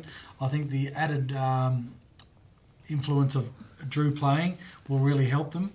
And I just think that at home, Pearsdale will be harder to beat. It brings the kids up and about too, doesn't it? I mean, you look at last year, Vossi, you were at that game commentating. I was a spectator, and I mean, your Damon Scullys, your younger kids from that side really brings those players up and about when a player like Drew's in the team. And guys, I can't actually remember who played on Barry Hall now last year, but if Paddy Harms will get the job today on. Mouse was saying Paddy Harms will get the job on Drew today. It's something Paddy Harms will never forget. No, that's right. Yeah. Well, the one thing that he's certainly going to bring to the club as well is actually a target up forward. Yeah. Hastings played Pearsdale a couple of weeks ago, and they had a few guys, who were capable of kicking goals. And now you bring Drew Peachey into the team. That's just an extra bloke who can actually kick a goal and just probably does, as Tony alluded straightens them up a bit. Straightens them up and probably just tips the scales in their favour a bit. Harry Pryor's a great ruckman who gives them first use. And then if you're getting first use out of the middle at Pearsdale, to get it down there quickly... It's a one kick footy. Yeah, to sit on his, that's a one kick. Your tip for that game, Milesy? Well, I'm going to stick with Pearsdale just because it's at home, and probably the Drew Peachey factor, just the simple fact that those Pearsdale boys, especially the young kids, are going to just... it's a great big day, a day out from a good opportunity to play with a guy who was an absolute legend in the AFL. Yeah, Pearsdale for me. I'm going to go Pearsdale as well, but bearing in mind, Locke, that Devon Meadows do have a couple of goal kickers themselves there in Alan Murray and also Big Theodoros as well. So they do have a couple down there that can score multiple goals. So it's not going to be all one-way traffic, put it that way. No, and it's certainly not far from home for Devon, as Blackers and Milesy spoke about just previous. They haven't travelled well, but travelled to Pearsdale, it's not that far. It's only down the road. So I'm with you boys. I think Pearsdale will get the job done with Drew on the day. Crib Point tie-up. Another battle of the bottom. Both sides will really be keen for a win. Yeah, for sure. Tie-up especially. I mean, they really relish the opportunity to get that W on the board. So, going to Crib Point today. Yeah, well, it's probably Crib's last opportunity to maybe get another win for the year, and maybe try and avoid finishing last. So, massive game for them. Whereas Tyab though, they've done well this year. They've pushed a couple of top sides really close. They've had some good wins. And I'm sure they're going to be out there today just trying to tick up another win for the year, which would be, 4, won't it? They've won 2. 2, is it? So, so their overall consistency throughout the year has probably been better than Crib Point's, hasn't it? So when you look at that, they nearly got over the line against Hastings at home. They ran over the top of Rye down at Rye early in the season. They've won a couple of games. They were really good against Dramana. Yeah, good against Coringal. Yeah, good against Coringal. So I think that their form overall has been better for the duration of the year. I know it's at Crib Point. Crib Point played better at Crib Point, but I think I'm going for Tyab in a close one. I'm with you on that one. It's an attitude thing today for Tyab. They look, Tyab are the favourites. Crib Point have won a game. It's at home. They'll have the crowd support behind them and all that. But in saying all that, I think you'll find that Tyab will get the job done, and I think they'll register their third win for the season. I can definitely agree with that attitude thing. I think you look at Tyab and they've got a bunch of kids playing, and they're just really hungry to really better that club and get the wins on the board. So yeah, I'm with Tyab as well, Vossi. Yeah, I'm the same. I think you've just nailed it. I think Tyab's, they've had they haven't won a lot of games. They've had a far better season. and they just want to continue on improving for the rest of the year and finish the year off as best they can. And both sides would look at the remainder of the year and see where they possibly can win one, and this would be one that both sides would pencil in. Yep, agree. Now, Red Hill will host Chelsea. That's a 3rd versus 4th on the ladder. Big game up at the Hill. Red Hill, obviously, a really tough side to beat at home, but Chelsea in some decent form after beating Devon Meadows on the weekend. Yeah, look, and I think, and the week before they beat Coringal in a real tight one, but those smaller grounds really suit Coringal and Chelsea. I think what will happen today is on that big open space of the Red Hill ground, the young runners and the fleet-footedness and the kicking efficiency of Red Hill might even open Chelsea up today. Well, you look at their best players from last week, Red Hill, Jonah Siverson, Dan McNamara, half-backs. Yep. I mean, you coached Chris them. Irving. Yeah, Jono Ross kicking. So they both kick 6. But their spread from half-back and their use off half-back and pace off half-back has really been good. Yeah. And look, early on, Bywater, I think, kicked 4, maybe 6 against them early on. So they've got to make sure that they get that match-up right. He's a tough player to match up. He's only a utility, but really quick and agile. Yeah, windy conditions up there today, so a lot of sides mentally, when they're driving up that hill with that sort of conditions, really tune off. And I know how hard it was to be a coach playing against Red Hill on those days. Yep. Yeah, look, I was super impressed with Red Hill last week. You know, we spoke about it before. I think Red Hill, with a little bit of luck, could have been undefeated, and so far this season. And geez, the way they played last week in those wet, windy conditions was superb. And they're clearly on the up. And I think up there on the hill today, it'll be well, Chelsea will probably never witnessed it. Played in wintry conditions on the hill before, so it'll be a long time since they have. Probably none of those boys ever played there. Still a really good side though, Chelsea. I know they've done everything right, and I think it's great that they've been able to come back to Nepean and get a lot of wins under their belt. Because you two have watched more than what Kev and I have over the last 10 years, you know. So I think that what they've done is great. I just think that today they'll have a bit of a hiccup. Yeah, I think so. I think up there on the hill, it's just a bit different up there. It's different footy, definitely different footy up on the hill. Bossy, I'm actually going to go with Chelsea here, boys. I'm going to stick with them. Red Hill's chances of finishing top 3 and getting the double chance really rides on the fact of today's game. If they win today, they're back within half a game of the top 3. If they lose, they're potentially 10 points behind, 2.5 games back with 6 to go. Probably unlikely that they're going to figure in the top 3 if they lose today. So that's a big motive for them to get the job done. But I'm actually going to go with Chelsea, boys. Yeah. I mean, we talked off air, Kev, and Lockie before we come on. And at the end of last year, when the restructuring and the competition and all that, I thought that Red Hill, with the 3 outs, that Hastings and Red Hill would be thereabouts right up the top. At the moment, I think that Dramana has leapfrogged both of them. Because they've come from 6 forward, so they've leapfrogged both of them. Coringal and Chelsea were always going to be thereabouts. Dramana's definitely, in my opinion, can definitely be undone. They haven't come out yet and really beaten a side convincingly. They haven't blown anyone out of the water, have no. they? They've won, and they've won well, and they play a good brand of football. But the evenness of the competition, anyone can beat anyone on any given day. And we'll go to that game. Dramana hosts Somerville today. Somerville not in some great form. They've Everett missing. Their ruckman, I think it's big Tom Roberts. He's been out as well. Been good, hasn't he, Tom? He hasn't been playing since the Rye game. He went down with an ankle, I think. But Nathan Gillis has been playing well. McGuinness has been playing well. Allsop, I think, got maybe a little bit injured last week. Billy Rolfe got injured last week too. He did collarbone, I think. Yeah, so he's definitely out today. Yeah. He's an extra Dramana boy, and Gillis. Did he play at Dramana? Definitely Mornington. Mornington, he played his junior footy at Mornington. They've disappeared to Colin for a bit, I think. Michael Gillis at... there was Dramana. a Gillis. Yeah, an older Gillis. Yeah. Okay. Yeah. So, I mean, Dramana obviously in the informed side of the competition. I see Sam Fowler played for Frankston last week. And young Josh Bateman, who they picked up from Langwarrin, also got a game down there. So with Frankston having a bye, those 2 blokes might be back. Yeah, too because small. they haven't been regulars in Frankston's side. So, But so that's the way I would see it. If they've been playing consistent football down there, it might be time for a rest.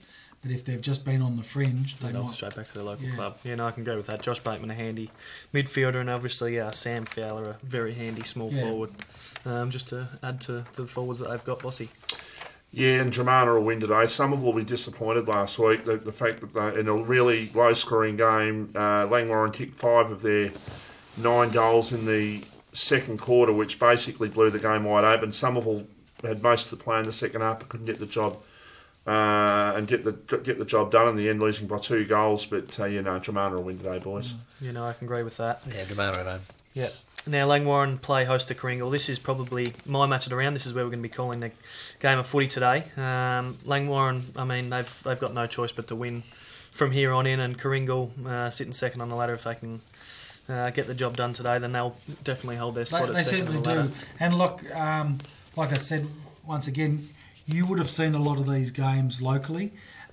You would have gone down there, you and your dad, to watch Kringle and Langwarrin play, whether it was at Kringle or at Langwarrin. Quite often, And all the time, they were tough games, weren't they? No matter where either side was on the ladder, they always brought a tough contest. It was clear that there was a good rivalry between both those sides, and always had a good clash. I mean, Kringle got the job done in round 1, but Lange had every opportunity to win that game in the last quarter. So it shapes up to be a brilliant game of footy. Yeah, and I like the Gerard Brown's been playing really good football. Big Norton's back playing good footy too, from all reports. Goodhall didn't play last week. Whether he comes back into Kringle's side today, that'll be a good contest in the ruck. Murphy's been in outstanding form, and then they got Albanese as well. So there's 3 really good forwards that opposition sides have to match up. They spread really well. Norton's been brilliant coming back from all reports. I mean, Grant Goodall, if Kringle can get him back, it's going to be a brilliant contest in those clearances. Goodall's probably got his measure around the ground, and that's probably where you'd think Kringle can open Norton up. One thing that I say that probably on the outside, Kringle don't have that pace on that big ground at Langwarrin. That might help Langwarrin out a little bit. Well, certainly from Langwarrin's point of view, it's they're still sort of got that outside chance of making the top 5. I think they're only 6 points out, maybe, aren't they? So they've still got that opportunity to get there into that top 5. So a win today is probably, if they win today, they're right in amongst it. If they lose today, 10 points out with 5 games to go is going to be pretty tough. Yeah. So they've certainly got plenty to play for, and then Kringle themselves, they want to maintain that position in the top 3. So it should be a cracker of a game of footy. Yeah. And it might be a bit tough to call, but I would just probably stick with Kringle because they've just been the better team for the year. Yeah, I might stick with Langwarrin. I think at home, I think they've got an opportunity. There wasn't much in it in the first game. I think Langwarrin at home in a real close one. Bossy? Kringle for mine and close one. Yeah, I think I'm with Blackers. I think Langwarrin might get the job done. I think they know that they've got to win from here on out. Coming off a great win against Somerville last week at Somerville. They led all from the start though, didn't they? They did. Got off to a really good start, and then Sammy started to peg them back a little bit. But it's always tough to beat Somerville at Somerville. So 100%. Big Jesse Murphy kicked 6 goals last week too. His hammy must be all right, Blackers. Must be, yeah. It must be. It's an interesting one. It's an interesting one, that, because it was. I mean, I was told that it was going to be a 2 to 3 weeker. Yeah. Played the next week, kicked 6 and he's kicked two bags of 6, leading the goal kickers by 7 goals. Been a bit of a cramp or something, was it? It was against Hastings, wasn't it? Yeah, against Hastings. Yeah, he went off in the first quarter, I think, Milesy. And it was told to be a 2 to 3 weeker, but it must have been cramp. And he's now sitting 7 goals in front on the goal kickers list. Last game of the Div 2 competition will be Rye versus Hastings. Obviously, your boys go down to Rye, Milesy. Not in great form. Not in great form, and they've probably just been patchy for the last half a dozen weeks, I suppose, and won a few and dropped one here. But on Saturday they were really exposed. I thought on Saturday in tough conditions against a real polished team. You had a good win against Lange a few weeks ago. Yeah, that was probably one of your better games for the year, Kev. But your form for the whole year has been a bit inconsistent. No, other than the first game of the year where you're probably thinking, geez, what a a fair performance, especially losing the full forward in the first 5 minutes of the game, and then they win by 100 points. You just think, geez, this is pretty good, and it hasn't really been like that since. No. So there's clearly talent there, and but something's clearly not working to perform consistently. And Rye, it's never necessarily been a happy hunting ground for Hastings over the years. Generally, we beat Rye at Hastings and Rye beat Hastings at Rye, so it's going to be a tough game for the boys today. And Rye's probably a little bit similar to Langy. They're just hanging on the peripheral of a chance to make it. If they lose today, they're finished. Yeah, well, I don't think that they'll make the finals. But losing Tom Baker's probably been a shocker for them. He's a huge loss for them. Brody Egan's another one. Yeah. Who unfortunately is not going to play footy again. No, because of concussion. Yeah, it's pretty. Yeah, right. That's pretty disappointing, and obviously our thoughts go out to Brady. It's a tough one to swallow, but they're 2 games out of the 5 and not playing great footy. Obviously, Brady Egan and Tom Baker not playing. They're struggling to find that key forward to kick goals. One of the glitches in the draw, if you like, or one of the vagrancies in the draw, Miles, is the fact that you only played Rye 5 weeks ago. Yeah, well, that's how it works. We only played Pearceville 2 weeks ago, and we play them again in 2 weeks' time. So it's a bit weird how that sort of works. We play Red Hill. We played Red Hill on the weekend. We play them in about 3 weeks, I think. So it's just once they work out who you're playing twice, it's just how it works out. That's why, if they're going to restructure this competition, to have a third tier structured competition, you put 10 teams in the PN. Yep. And then you got everyone twice. You got everyone twice on, Michael. Be a perfect world then, wouldn't it, Blackers? Yeah, it would be. Would be.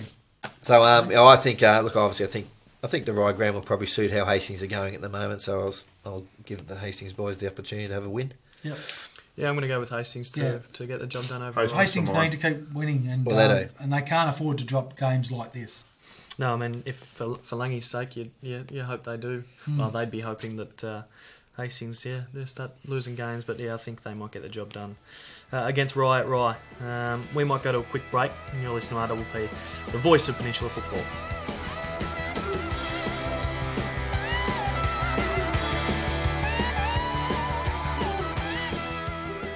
Here at Bendigo Community Bank branches, we support local footy. Local teams and all our community champions. Bendigo Bank and RPP FM, bringing local footy to the community.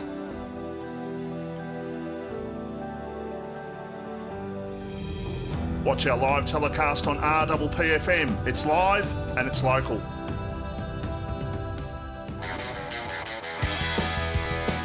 Welcome back to the RPP FM Footy Show, where we're going to go through Div 1 here. So first up, boys, we've got Mornington play EDS. Mornington unfortunately got beaten quite comfortably against Frankston last week, which was quite disappointing to see. I thought after their win against Rosebud 2 weeks ago, I thought they were going to produce something a little bit better than that last week. What did you think, Fossey? Like I looked at that and I thought, that would be a close game. Frankston just in a real close one. They jumped them early, and their form last week wasn't great. They kicked 5-2 to 4 points in the first quarter. Led by 41 points at half-time, 43 at three-quarter time. It was just a really good display by the Bombers. Mornington, a couple of weeks ago, very good win against Rosebud, but disappointing on the weekend. And I think Edifale will win pretty comfortably today. Well, I mean, chatting in that break, Brett Dorr comes back, and so does young Lockie Batten. I was at Northern Preston Oval that day, and Lockie Batten was well and truly best on for me. And he's in the VCFL country squad, Rob. So he's a big in for them. Massive. And so is Brett Dorr. He hasn't played a lot of football, but he is a very talented player, and he's a good unit. Yeah, so EDS get that job done pretty comfortably for me, Milesy. Tough. Been a tough year for Mornington, and it's not going to get any easier today. Pines will play host to Mount Eliza. That's going to be a brilliant contest for me. Won't that be a good game? Yeah, it's going to be a brilliant contest. Mount Eliza sitting third and Pines fifth. Only a game separating both of those sides, and both played in some pretty tough games last week. Did you see the Pines game last week? I didn't manage to get down, but obviously a point. Yeah, but you saw Mount Eliza, and for three quarters they really played great football against Sorrento. They were definitely the best side for 4 quarters of footy for me. Yes. unfortunately, they just couldn't hit the scoreboard in those first 3 quarters. I think in the third quarter, they probably had 20. I think it was 23 out of a 27-minute quarter. They had the ball in their forward half of the ground, just couldn't hit the scoreboard. So, Sereno just managed to run over the top. And today they might have a few VFL and Stingrays kids come back to their side. Yeah, there's a couple of good Stingrays kids that'll come back into that side. Obviously, Menalisa being a great junior club there. Yeah, and definitely that's got the juniors to come probably back. When you look at both sides, the bottom 6 might be full of good young kids at Menalisa, where they mightn't have that at Pines. Would that be fair? Yeah, well, that's my harshest criticism of Pines, and that's why I don't think they are going to be, contenders at the, in the last game of the year, just purely because their bottom 6 players this year haven't been up to scratch as what they were last year and to what the top sides have. Yeah, well, I suppose they are playing good footy though, like. They are playing some great. Now that footy. Edwards is back, they're starting to get going. So structure, Milesy, structure. Yeah, they've got the structure back. They've got Edwards back. They've got the pins back where they need to be. Footy. Yeah, so it does make a big difference. But like you said, Mount Eliza clearly were, playing well last week against the top side, and then just got overrun in the last quarter. So it's a big game, and so out at Pines, is it? Yeah, it's at Pines. So it should be a crack of a game too, really. And it's a big thing, 8-point game, the old 8-point game, isn't it? It really is. Yeah. It's a big one. I mean, it's a big one for Mount Eliza. They lose today, and they go even with Pines and fifth or ladder. And potentially with the Bombers. That's right. So as well. They can drop all the way down to fourth, and whereas they have a win, they consolidate up there in the top 3 and sort of push Pines back in the danger zone of missing out in the top 5. Well, the Bombers are a favourite. We'll get to their game in a minute, but yeah, it's going to be a cracker. I'm actually going to go with Pines here, boys. Yep. Yeah, look, I think Pines' firepower might be good enough, but I still think that overall depth, I think Mount Eliza. Yeah, I think Mount Eliza's defence was most impressive for me against Sorrento on the weekend. The Doherty and Tennant, and then their smaller players like McGannon and Sam Gill were brilliant. So I think they might keep those Pines forwards. What about the other bloke who was good for McGannon? Yeah, Ryan McGannon. He's been playing good Fish footy. Fish Creek boy. But played with him out there and Box Hill listed. Yeah, but also his dad, Barry, he played at Ethervale and he played in the interleague sides back in the 90s with, and I'm sure that he's an Ethervale premiership player. Oh, there you go. Yeah, no, brilliant game on the weekend. He got the job early on Pahulki and did well, but unfortunately for Mount Eliza's sake, got moved off him. So did he? That's when Pahulki started kicking goals. So why did they move him off? I think McGannon was really setting up play for him off half-back, so I think they just wanted him to play as more of a loose man than what he was as a lockdown. So, yeah, I mean, obviously, Pahulki ended up kicking 5 or 6. So. Yeah, which was the difference in the end. Yeah. Yeah, well, Mount Eliza for me too. I think too much at stake.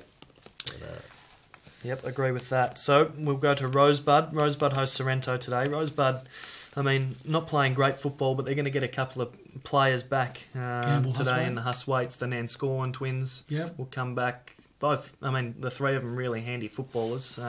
What's the word on Bentley? I'm not too sure what the go is with Bentley. From all reports, it wasn't too bad of a knee, but they might. I mean, playing against Sorrento at Rosebud, you'd think they'd try and bring him back. I think they might have another premiership reunion down there this week. Have they? Maybe, I'm not too sure. But yeah, I mean, big game for Rosebud. And look, they've been hosting Sorrento. They had a great win up there at Bomb Beach. The game was in the balance, and they were able to get over the top and run the game out really well against Bomb Beach. Yeah, it's a big win to come down the bay to Bomb Beach, and I mean Bomb Beach haven't been in bad form. They haven't been to dull the likes of Dennis Lane. Especially after what they brought out against Mornington. Yeah, and Bomb Beach beat them at Rosebud early in the year, so it was good for them to return the favour. Yeah, no, I think Sorrento's just going to be too strong today. Their ends are going to be Dawes comes in today, Chad Harris comes in. Yep. Yeah, Chad Harris was. I watched the second half of the twos on the weekend, and he would have had 30 plus and kicked 3 or something like that. So, they're only going to get better. Sorrento, obviously, Treby Schwartz coming back. I really do hope that they get played through the twos, because it'd be disappointing to see Chad Harris get put through the twos and then those two come straight in. That's what I think, and I said that earlier. I know you're a big believer in that. Yeah, I just it's not that Treby and Troy aren't great players. It's that fitness. It's fitness and it's match fitness. Yeah. You know, so and like you said, there's a lot of they're going really well at the moment. And I think it would be good for the club to see those guys come back through the twos and just earn their spot. If they earn their way into it, then no one can get upset about it. But if they just come straight in and push two blokes out just because of who they are, it can upset team harmony. Can upset a lot of things in the club. That's right. You know, they've been clearly champions, but they're older guys now, and you've got younger blokes who have come in and taken their place. And if they just get pushed out, they have to pay their way like everyone exactly else. Right. If they do that, then all power to them, and it'll only make them stronger as a club by doing it that way. Yeah, you'd expect to see him out there today. And Troy being a coach, he would know that too. Yeah, and Luke Tapscott signed on for 2 years, Blackers. Yeah, no, and I think that he's the right person for the job, mate. Like, he's a good leader, and he's an on-field leader as well too. Like, yeah, bit of a situation going on down in Sorrento, I hear, with your situation. I mean, you're obviously assigned early this year, and started with Sorrento in 2 weeks from the season.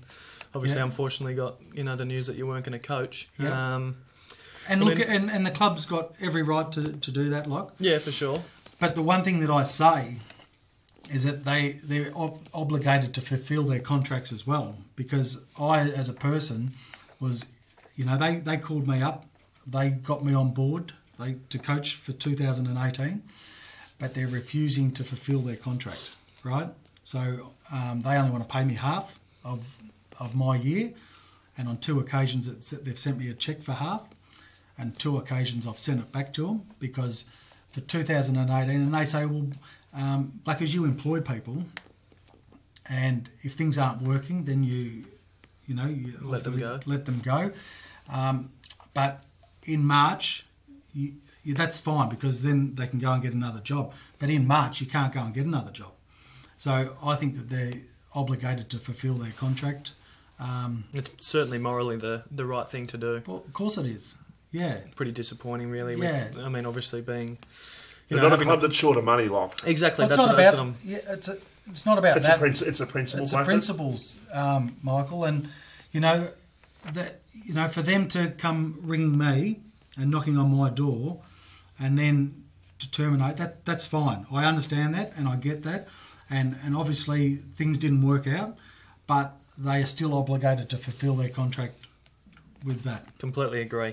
Yeah. We'll move on from that. We'll go to Bomb Beach YCW. I mean, obviously, YCW had their game unfortunately called off last week. Luke Painter. So they get 2 points for that, don't they? Yeah. They still get it's essentially a draw. Yeah. Thankfully for them, because Seaford were up in the second quarter, and because if it had been past half time, but it was only both sides didn't kick a goal in the first quarter. No, and it was 1 goal, 5 to 4 points or something, like, wasn't it? Yeah, exactly right. So you'd think YC get the job done at Bomb Beach. You would think so, and I think, as you already said, there's Frankston's got a bye, so they'll get a few boys back from the Dolphins. Yeah, they probably will. So, La Fontaine played last week. Lovett played.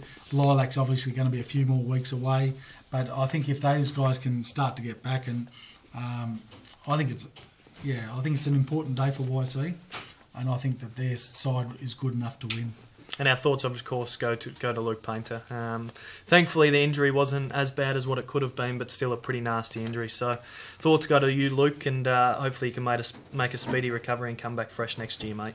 It was his first game for the year too, which makes it a little worse. And look, from my understanding, when he actually fell over, there was some, and I say some, only when I say some, a few Seaford supporters sort of laughing at the fact that he'd fallen over, and then realised... but you probably would think... And then I was about to say, then they realised the severity of what was going on, and then quickly realised, hang on, we've got a problem here, and then, look, just get well soon, Luke, and obviously, it's just one of those unfortunate things, but Get well soon. It's great that all his mates have got behind him. Boys. Yeah, for sure. The Really the bank account set up, and obviously $3,000 or something like that was made by Sunday night. So brilliant. You know, it's just the way the YCW Football Club is. They really have a good band together. The whole sport industry always gets behind people. Yeah, for sure, definitely. And the last game today, Seaford host Frankston Bombers. Probably not much to talk about there. Frankston probably comfortably get the job done. Well, I think Frankston should win. Seaford have been playing some wonderful football, but they have. Only in patches. They get one of their Stingrays boys back this week. So in patches, they have been playing some really good football. So whether they can sustain that for 4 quarters, I'm not too sure. I think Frankston need to keep winning, and they cannot afford to drop games like this. Well, if they win today and results go their way in the YC Pines game, they could be in the top 5. So they certainly don't want to let it slip. Seaford, on the other hand, though, they have a win, they can get themselves off the bottom of the ladder. So there's a bit at stake for both sides. And Seaford won't want to finish on the bottom. No. That's the wonderful thing about promotion and relegation. Yeah, they're going to be really fighting for it. Obviously, Mornington host Eddie Aspen. You'd think Eddie Aspen would get the job done there. So if Seaford can win, like you said, Milesy, they'll get equal in the ladder with Mornington. It all comes back to attitude for Frankston today. We mentioned it earlier, attitude's the key. If Frankston come with the right attitude, they shouldn't have any problem today. If they come with the attitude of, hey, we're a reasonable side and all we have to do is turn up and play 70%, not going to happen. Come with the right attitude, you win the game, simple as that. If they have the right attitude, they'll have the applications. Yeah. That's very true. Well, I think they've only gone down to the top couple of teams this year, haven't they? I think so. I think for the teams, they've beaten all the teams below them. They've beaten Sorrento and they lost. And they've had a win with Sorrento. That's right. 2 close games to Mount Eliza, both by under a goal. Bomb Beach under a goal. Yeah. So they're they're right in the mix for the Bombers, and got some good. They got a good list, some good players, and so they're right in it. And win today keeps them right in it. Spindles might have a big game today, Locke. Oh, I mean, Sam Fox kicked 5 last week, so a very handy player to have up and about. Jason Spindles Kingsbury kicked as 3, well. I think. Kingsbury, so shapes up to and be a their brilliant backline's game. been really rock solid, hasn't it? Northover's been outstanding. Massive, Sam Drake massive was named in their best last week. Corey Buchan down there. Yeah, no, it should be a brilliant game of footy. But that will round up our divisions games of Div 1 this week. Make sure you tune in this afternoon. We're going to be at Lloyd Park calling Langwarrin versus Coringal. Shapes up to be a brilliant game of footy. So thank you for listening this morning. Thank you to our guests, Vossi, Blackers, Milesy, and of course the netballers, Neil, Drew Petrie, and of course Glenn Mickey coming in. Thanks for listening. This is RPP FM, the voice of Peninsula Football.